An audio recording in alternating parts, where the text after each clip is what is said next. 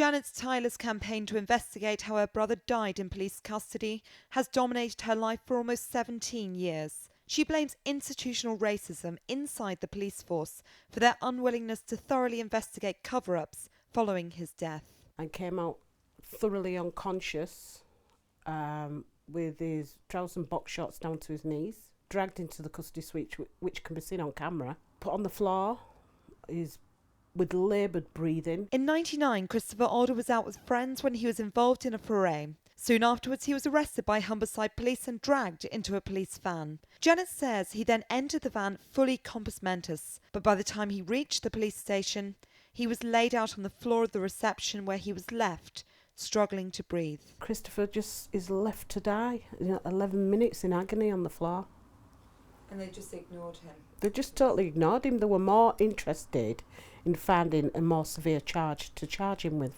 5 officers were charged with misconduct, and an inquest in 2000 returned a verdict of unlawful killing, which led the same officers facing charges of manslaughter. However, by 2002, 3 years after his death, all officers were freed, and the Crown Prosecution Service dropped the case on the grounds of insufficient evidence. Janet says vital evidence was left out by the CPS, such as this CCTV footage, which she claims clearly shows the arresting officers discussing covering their tracks.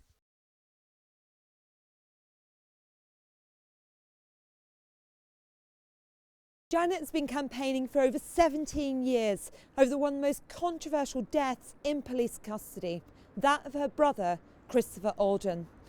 Although since his death she moved to this tranquil setting in Yorkshire, she said there'll be no peace without justice, and now she aims to hold the police fully accountable for their crimes. One such campaign is the Anti-Corruption Conference held in London, where to many participants, this form of brutality is a familiar story. Case A showed a woman badly beaten by an officer while at the bedside of her disabled son in hospital. Sean Rigg, who died whilst police watched over him without helping. The death of Mark Duggan, which sparked riots across Tottenham following his death in police custody in 2011, and Julian Cole, who was beaten and dragged by police officers near a nightclub in Bedford, which led him to being completely paralysed. What they all have in common is that none of them led to a conviction.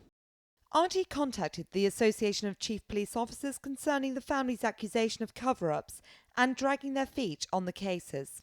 They told us this is not something they would comment on. This isn't just about the police. If it were just about the police, society would keep them in check and put them in check and ensure that they were not above the law. This is about the system. This is about the society that we live in. We just need to encourage people to do something.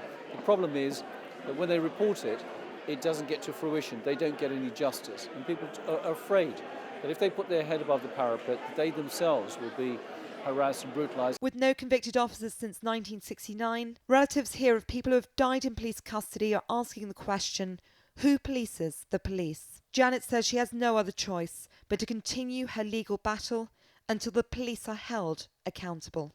Laura Burden-Manley, RT, London.